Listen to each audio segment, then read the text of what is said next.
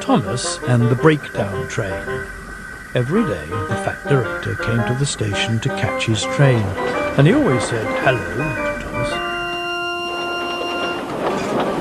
There were lots of trucks in the yard. Different ones came in every day, and Thomas had to push and pull them into their right places. He worked hard. He knew now that he wasn't so clever as he had thought. Besides, the fat director had been kind to him, and he wanted to learn all about trucks so as to be a really useful engine. But on a siding by themselves were some trucks that Thomas was told he mustn't touch. There was a small coach, some flat trucks, and two queer things his driver called cranes. That's the breakdown train, Thomas. And when there's an accident, the workmen get into the coach and the engine takes them quickly to help the hurt people and to clear and mend the line. The cranes are for lifting heavy things like engines and coaches and trucks. One day, Thomas was in the yard when he heard an engine whistling. Help! Help! And a goods train came rushing through much too fast. The engine, a new one called James, was frightened. His brake blocks were on fire and smoke and sparks streamed down from each side. They're pushing me! They're pushing me! Laughed the trucks, and still whistling, Help! Help! poor James disappeared under a bridge. Oh, I'd like to teach those trucks a lesson, said Thomas, the tank engine.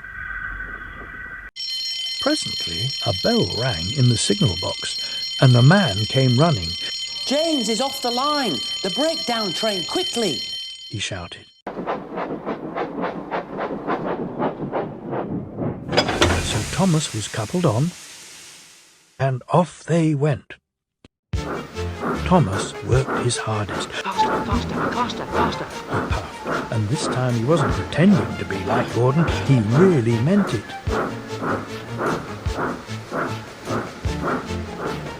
Oh, I'd like to teach those trucks a lesson, He thought.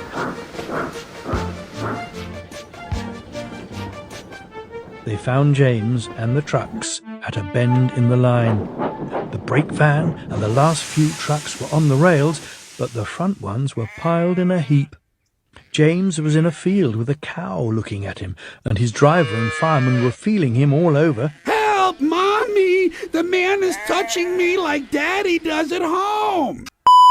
And his driver and fireman were feeling him all over to see if he was hurt. Never mind, James. He said, It wasn't your fault. It was those wooden brakes they gave you. We always said they were no good. Thomas pushed the breakdown train alongside. Then he pulled the unhurt trucks out of the way.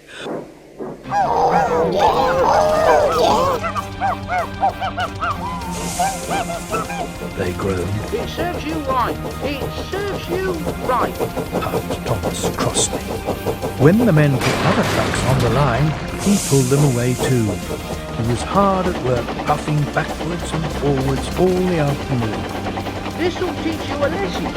This'll teach you a lesson, Told the trucks, and they answered,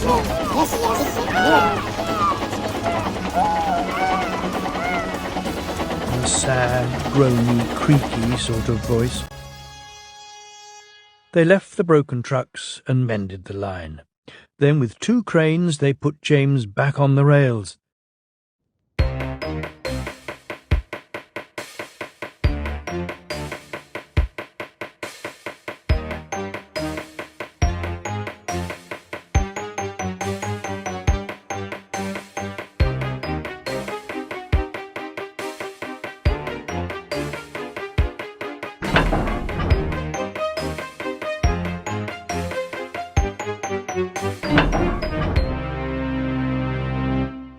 He tried to move, but he couldn't. So Thomas helped him back to the shed. All right, Blackie, let's go. I'm sorry, did you just call me? Don't worry about it. Let's just get back to the shed. Whatever you say, Thomas.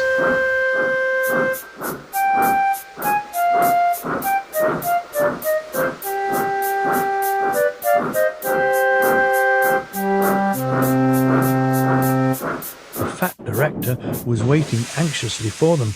"Well, Thomas," he said kindly, "I've heard all about it, and I'm very pleased with you. You're a really useful engine.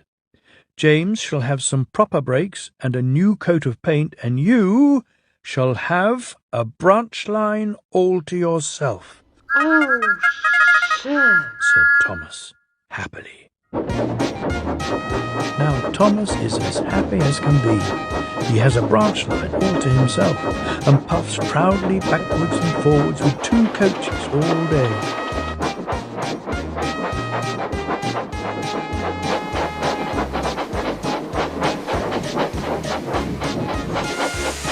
He's never lonely, because there's always some engine to talk to at the junction. Edward and Henry stop quite often and tell him the news. Did you know that engine 69420 died in the turntable well earlier? Gordon is always in a hurry and does not stop, but he never forgets to say, Fuck you! "Little Thomas," and Thomas always whistles Fuck you too! in return.